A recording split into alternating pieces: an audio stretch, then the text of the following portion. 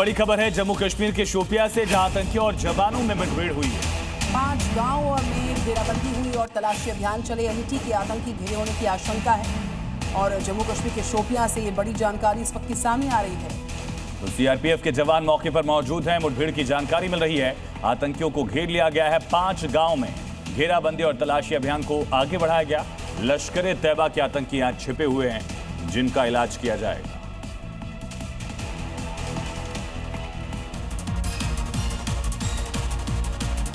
और अब देखते हैं इस वक्त की क्राइम अपडेट्स।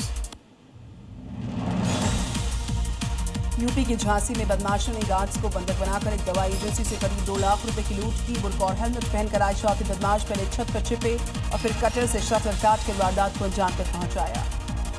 यूपी के मथुरा में एक सगाई समारोह के दौरान चचेरे भाई ने युवक की गोली मारकर हत्या कर दी। पत्नी से अवैध संबंध के शक में आरोपी ने लाइसेंसी पिस्टल से वारदात को अंजाम दिया। पुलिस ने आरोपी को गिरफ्तार किया।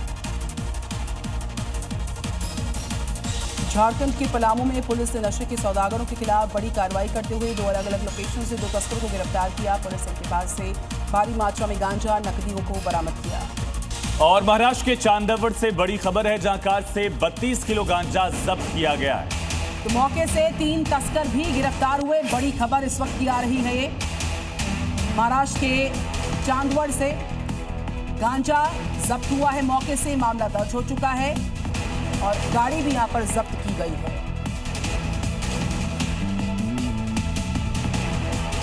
झारखंड के पलामू में पुलिस ने नशा तस्करों के खिलाफ बड़ी कार्रवाई की। छापेमारी के दौरान ड्रग्स और नकदी जब्त करने के साथ ही आरोपियों को अरेस्ट कर लिया गया। पलामू पुलिस ने गांजा तस्करी के खिलाफ 2 अलग-अलग जगह छापेमारी की कार्रवाई की है, जिसमें से 21 किलो गांजा और 10,560 रुपए नकद बरामद की गई है, जबकि 2 आरोपियों अशोक कुमार और निसार अंसारी को गिरफ्तार किया गया है। इसके अलावा इनके बाकी साथियों की तलाशी के साथ ही मामले की आगे की कार्रवाई जारी है। कि नशीले पदार्थों का बिक्री मार्केट में या तस्करी के माध्यम से करते हैं, ऐसे सभी लोगों को चिन्हित करते हुए इनके खिलाफ लगातार कार्रवाई जिला पुलिस के द्वारा की जा रही है।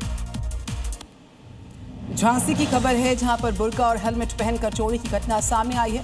दरअसल बदमाशों ने पहले गार्ड को बंधक बना दिया, फिर दवा एजेंसी का शटर काटकर वारदात को अंजाम देकर वहां से फरार हो गए। चोरी की घटना का सीसीटीवी सामने आया है, जिसमें दिख रहा है कि बादशाह व्हाइट बुर्का और हेलमेट पहनकर दुकान के अंदर घूम रहा है और कैश के साथ ही कीमती सामान ढूंढ रहा है। इसी बीच जैसे ही बदमाश के हाथ कैश लगता है, वो 1,82,000 रुपए चोरी करके फरार हो जाता है। पीड़ित मेडिकल संचालक ने बताया कि 3 मंजिला बिल्डिंग में उसकी मेडिकल स्टोर, वेयर हाउस समेत 6 दुकानें हैं जो एक दूसरे से जुड़ी हैं। बदमाश रात को आए और बेसमेंट में बाइक खड़ी करके छत पर छिप गए और रात को उतरकर गार्ड को बंधक बनाया और चोरी करके भाग गए। हालांकि पुलिस ने मामला दर्ज कर चोरों की तलाश शुरू कर दी है। एमपी में भोपाल में राजीव गांधी प्रौद्योगिकी विश्वविद्यालय में पेपर चोरी की घटना सामने आने के बाद हड़कंप मचा। आनन फानन में पुलिस प्रशासन को उसकी जानकारी दी गई और मामले की जांच शुरू कर दी गई। दरअसल परीक्षा के दिन ही बायोटेक डिपार्टमेंट से क्वेश्चन पेपर चोरी होने की घटना सामने आने के बाद यूनिवर्सिटी की सुरक्षा को लेकर सवाल खड़े हो रहे हैं। शुरुआती जांच में सामने आया, खिड़की तोड़कर विभाग की बिल्डिंग के अंदर चोर घुसे थे। मामले की गंभीरता को देखते हुए तत्काल एफआईआर दर्ज कराई है। वहीं पुलिस प्रशासन ने कमेटी बनाई है जो निष्पक्ष जाँच करेगी। साथ ही परीक्षा प्रभारी को मामले में नोटिस भी जारी किया गया है। दरअसल पेपर चोरी की घटना को पूरी साजिश के तहत अंजाम दिया गया है। आशंका जताई जा रही है कि इसमें कॉलेज के फैकल्टी भी शामिल हो सकते हैं।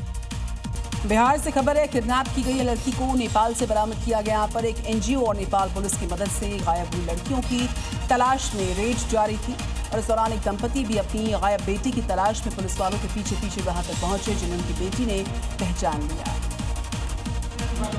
नेपाल पुलिस की इस रेड ने एक बड़े रैकेट का पर्दाफाश कर दिया और कई गायब हुई लड़कियों को इस ठिकाने से बरामद कर लिया है। लेकिन इस दौरान जब एक दंपति महीनों पहले लापता हुई अपनी बेटी से मिली तो हर किसी की आंखें भर आई।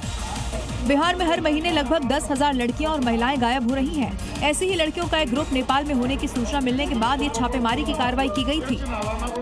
नेपाल पुलिस ने बिहार में दर्ज एफआईआर को वेरीफाई करने के बाद इन बच्चियों को बिहार पुलिस के हवाले कर दिया। बड़ी खबर है, पंजाब में आज से निकाय चुनाव हो रहे हैं। 4 नगरीय निकायों में मतदान आज होगा। ईवीएम से मतदान की प्रक्रिया होगी, मतदान के बाद आएंगे नतीजे। ये बड़ी खबर इस वक्त मिलती हुई पंजाब से, जहां पर आज निकाय चुनाव का दिन, मतदान के बाद नतीजों का ऐलान। तो अगले साल विधानसभा चुनाव 2027 में और उससे ठीक पहले ईवीएम से वोटिंग मतदान होगा। निकाय चुनाव के नतीजों पर सबकी नजर होगी।